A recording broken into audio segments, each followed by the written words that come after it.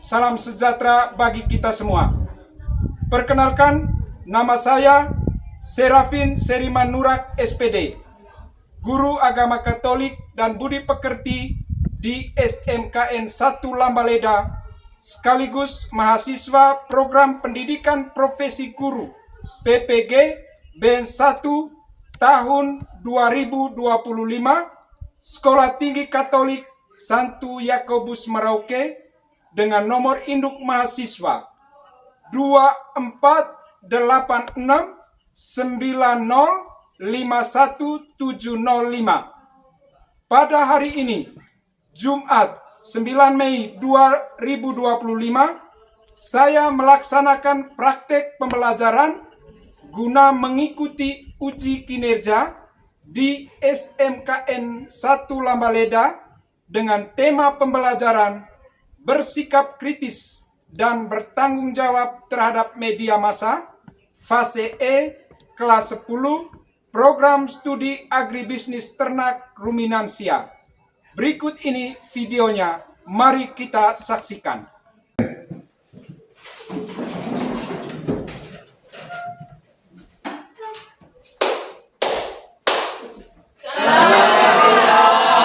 Selamat pagi semuanya anak-anak. Selamat pagi. Apa kabar hari ini? Luar biasa. Oke, baik. Siap mengikuti pelajaran hari ini? Siap. Ya, baik. Hari ini kita akan mengikuti pelajaran agama Katolik. Topik hari ini yang akan mau kita bahas adalah bersikap kritis dan bertanggung jawab terhadap media massa. Sebelum saya memulai kegiatan kita hari ini, mari kita pada saat ini kita hening sejenak. Kita memohon kekuatan Tuhan agar proses kegiatan kita hari ini berjalan dengan baik. Saya minta Anje untuk mengawali kita pada siang hari ini dengan doa pembukaan. Saya persilakan. Bapak Guru dan teman-teman, marilah kita hati berdoa dalam nama Bapa dan Tuhan, terima kasih atas perlindungan-Mu dan terimalah juga. Amin. Dalam nama Bapa dan Putra dan Roh Kudus. Amin. Ya, baik. Terima kasih Andre. Silakan duduk. Saya mau cek kehadiran kita semua dulu. Yang pertama, Arnold Rusrelan hadir. Geraldus Menduk hadir. Cornelia Theos hadir. Semuanya hadir? Terima kasih atas kehadiran kamu semua hari ini. Sekarang saya persilakan kamu semua untuk berdiri. Kita mengawali kegiatan kita dalam suasana yang senang dengan ice breaking. Ya, kita ikut bersama-sama gerakan-gerakan yang ada di dalam. Ya, mulai.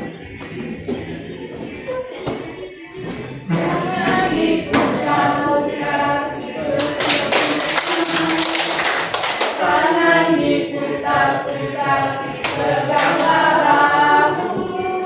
Tangan diputar-putar, peganglah lutut. Digoyang-goyang, digoyang-goyang, digoyang-goyang.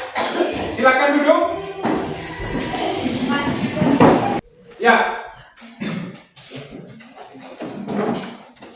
Tujuan pembelajaran yang akan kita pelajari hari ini, yang pertama, peserta didik dapat menjelaskan arti media massa. Itu yang pertama. Kemudian yang kedua, peserta didik dapat membedakan dampak positif dan negatif media massa. Kemudian yang ketiga, peserta didik dapat menganalisis perlunya sikap kritis terhadap media massa. Kemudian yang keempat, peserta didik dapat memprediksi sikap kritis Yesus dalam Injil Markus bab 2 ayat 23 sampai 28. Dapat menyimpulkan ajaran gereja tentang komunikasi sosial dalam dokumen Konsili Vatikan kedua, yaitu dokumen Inter Mirifica nomor 9 dan nomor 10. Kemudian tujuan pembelajaran yang terakhir. Jadi tujuan pembelajaran kita hari ini. Apa yang paling sering kamu lihat atau lakukan di media sosial setiap hari? Berkomunikasi dengan orang lain. Ya, berkomunikasi dengan orang lain. Sebagaimana yang saya jelaskan terlebih dahulu, bahwa hari ini kita akan mempelajari tentang bersikap kritis dan bertanggung jawab terhadap media massa. Kita harus bersikap kritis. Kritis artinya apa? Memilah-milah mana sumber berita yang bisa dipercaya atau tidak. Karena dunia sekarang ini kan banyak menyebarkan berita-berita yang bohong. Ya, baik. Sekarang kita akan lihat bersama. Coba perhatikan di dalam. Ada berapa gambar di situ? Ada 4 gambar di dalam. Coba perhatikan. Gambar pertama itu dia seseorang yang sedang bermain handphone, HP. Kemudian gambar yang kedua, ya, 2 orang remaja, 2 orang anak muda sedang berselancar di internet. Gambar yang ketiga, seseorang yang kemudian gambar yang keempat, ya. Ya, baik. Sekarang apa pengaruh iklan di media massa bagi diri kita? Apa ini? Dapat memberikan dampak positif dan negatif. Pengaruhnya dapat memberi dampak Positif yang positif dan negatif. Itu pengaruh media massa. Yang berikut, kemudiannya apa? Misalnya kita bisa berkomunikasi dengan keluarga kita yang paling jauh. Banyak dapat informasi baru dan sebagainya.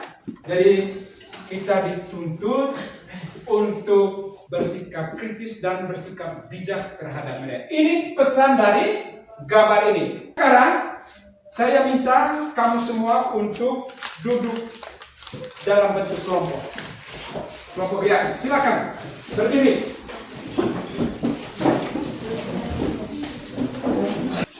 Buka buku halaman 50.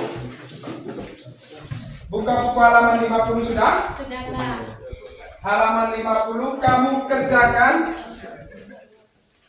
diskusikan.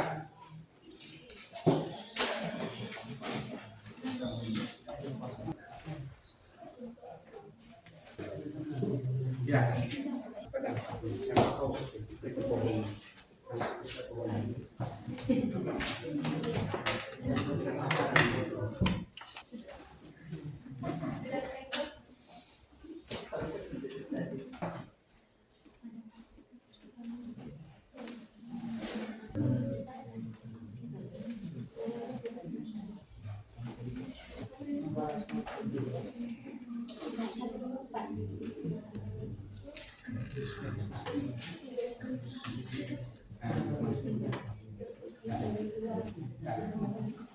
Sudah ya?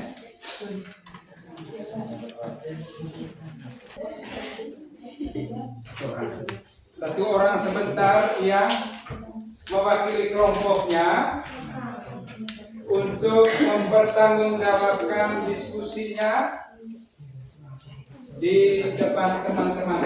Kamu sepakati satu orang yang menjadi ketua kelompok kamu masing-masing itu untuk mempresentasikan hasil kerjamu di depan kelas ini. Jadi saya minta ketua kelompok 1 Karen untuk mempresentasikan tentang tugasnya.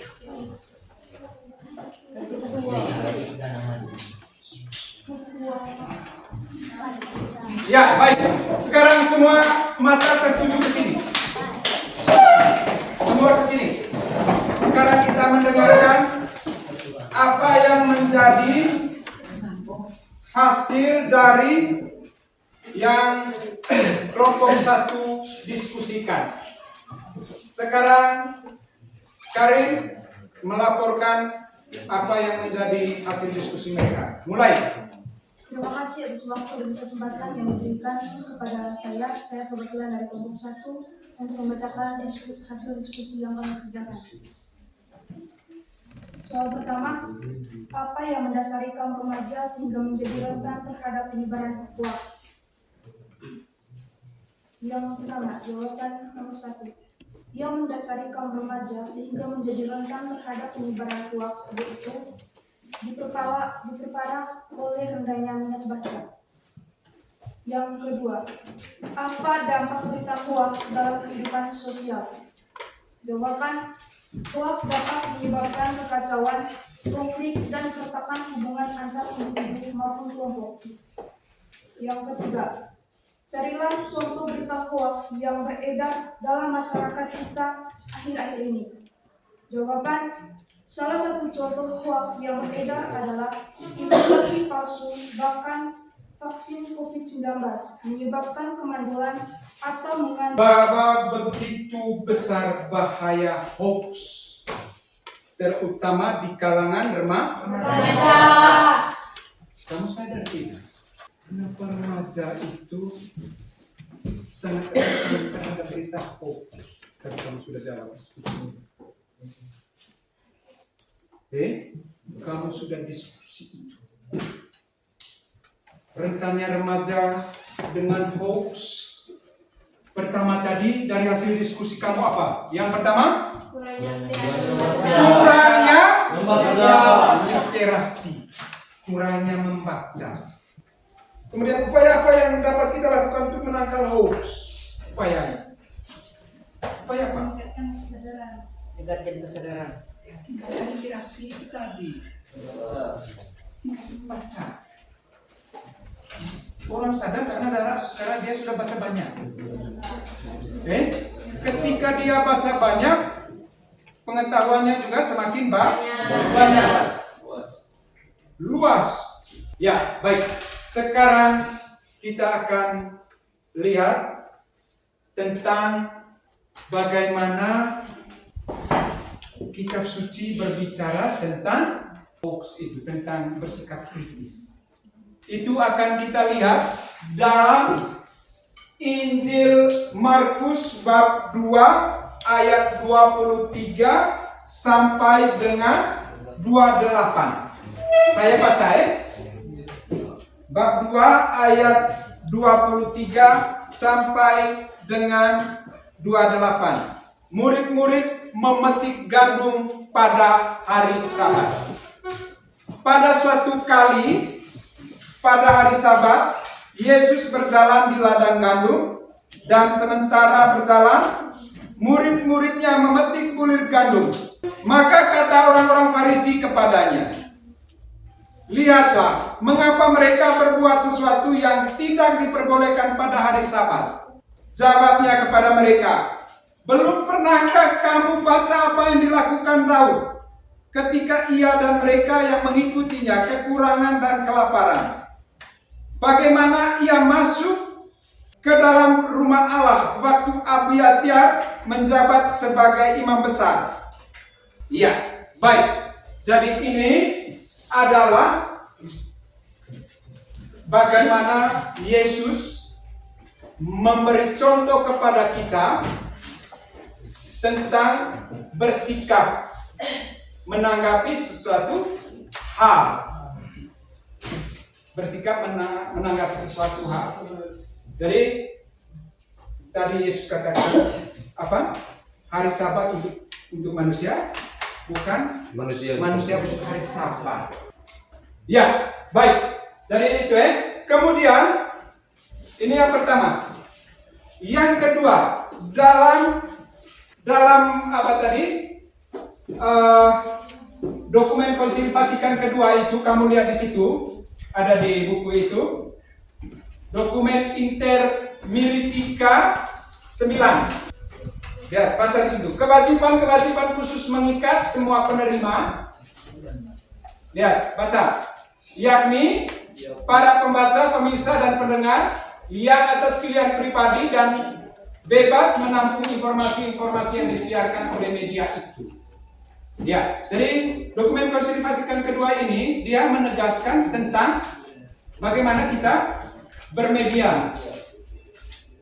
Yang ke-9 tadi. Kemudian yang ke-10 lihat.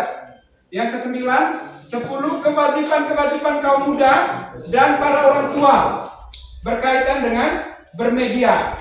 Lihat di situ. Hendaknya para penerima, terutama di kalangan muda berusaha supaya dalam memakai upaya-upaya komunikasi sosial mereka belajar mengendalikan diri dan menjaga ketertiban. Ya, mengendalikan diri dan menjaga ketertiban. Ya, jadi adik-adik sekalian, yang menjadi dasar kita berpijak dalam bermedia itu ada dua.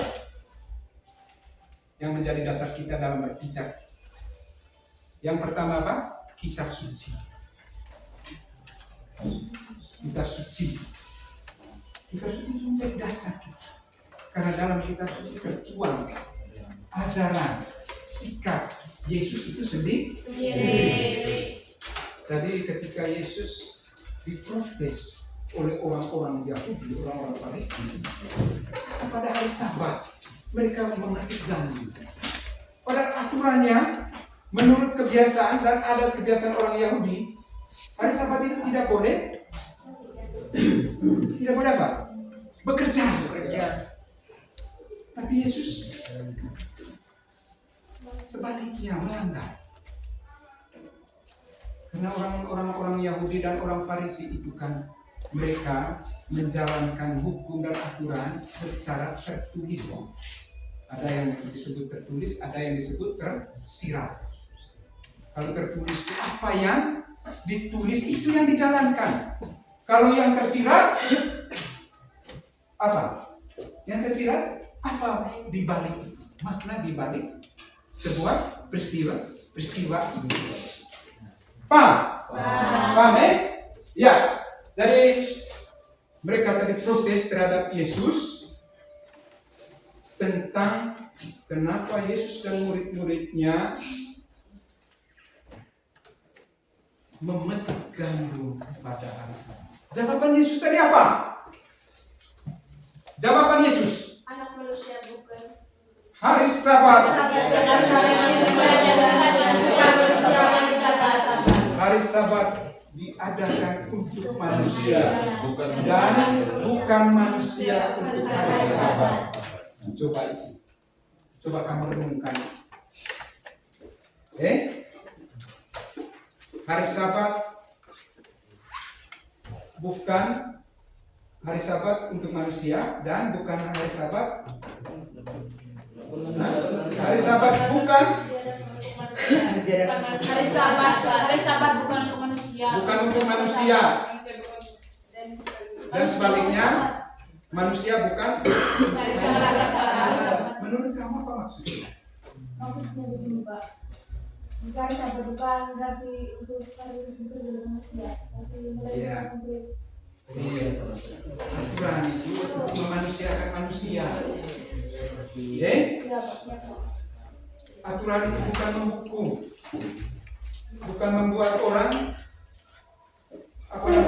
membuat orang binasa. Tapi aturan itu sebenarnya itu yang dimaksudkan oleh Yesus.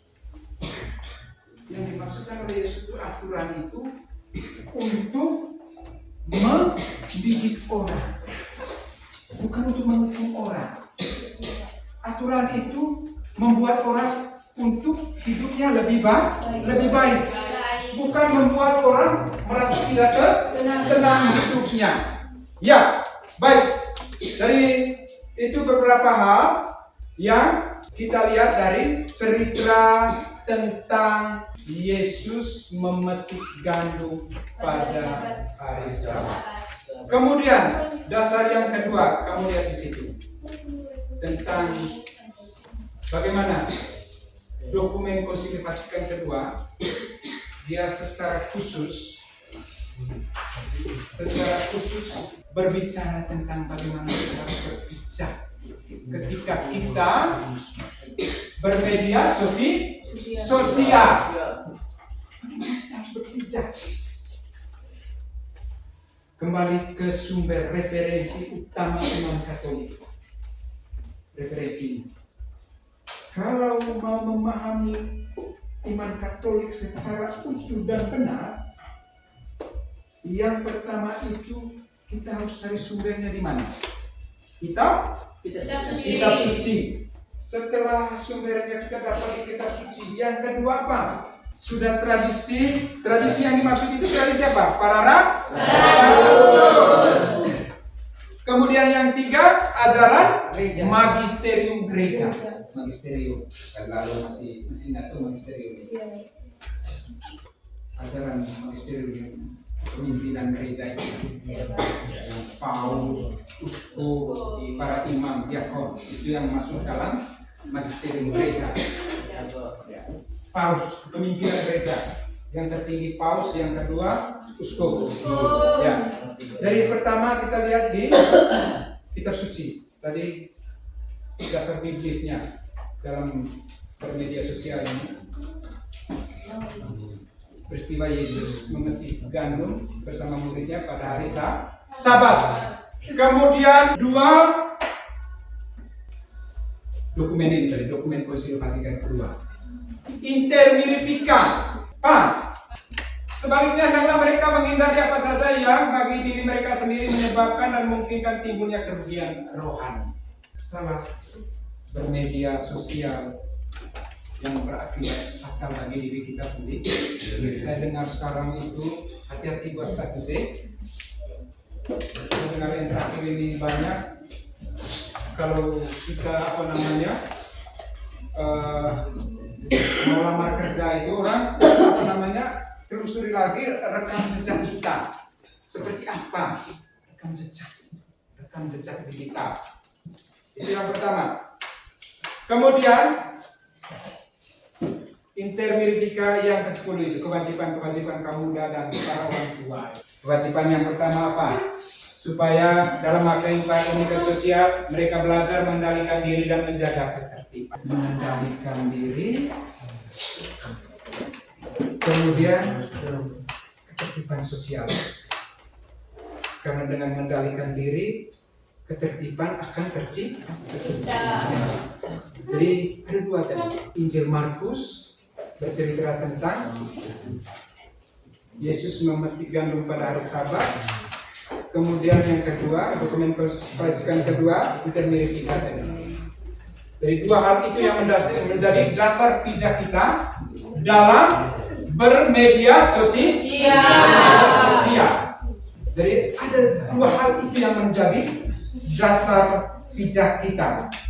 Jadi harus selalu diingat bahwa kita harus berdasarkan diri pada ajaran moral iman Kristian tentang bagaimana kita bermedia sosial yang bijak dan lebih lagi bermedia sosial yang kritis.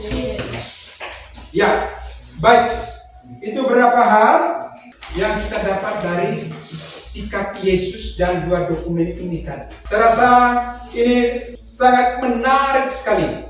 Banyak orang sekarang merasa kebingungan ketika teknologi ini semakin maju. Katanya dengan kehadiran teknologi ini orang semakin bahagia hidupnya. Ternyata sebaliknya, dunia semakin terancam karena kehadiran teknologi. Sebagai akhir dari kegiatan kita hari ini saya memberi tugas kepada kamu semua untuk membuat doa nanti ya. Membuat doa tentang bagaimana isinya, bagaimana bermedia sosial yang baik. Nanti pada pertemuan berikut itu nanti kita akan kumpul dan membahas bersama lagi. Kemudian itu tadi beberapa kesimpulan ya yang dapat hari ini. Yang pertama tadi tentang bersikap kritis. Itu kesimpulan yang pertama. Kritis. Kritis maksudnya apa tadi? Memilah-milah. Kemudian yang kedua tentang hoax. Hoax itu banyak terjadi di kalangan anak muda. Hoax banyak terjadi di kalangan anak muda. Ya tadi kita sudah lihat kenapa hoax banyak terjadi di kalangan anak muda. Kenapa? Kurangnya literasi, kurangnya membaca dan sebagainya. Kemudian tadi kita lihat tentang bagaimana pandangan dasar pijak kita dalam bermedia sosial. Tadi dalam Injil Markus bab 2 tadi ayat 23 sampai dengan 28. Kemudian yang terakhir tadi dokumen Konsili Vatikan kedua Inter Verifica ini. Jadi ini sangat menarik sekali. Jadi berbicara tentang media sosial ini. Ya, baik. Itu yang dapat kita lihat dari dari cerita tentang dua cerita tentang bagaimana kita bersikap terhadap berita-berita media sosial. Ya, baik. Anak-anak sekalian, seperti yang saya jelaskan di awal, bahwa sekarang ini dunia ini semakin menggelisahkan. Kenapa? Kehadiran teknologi.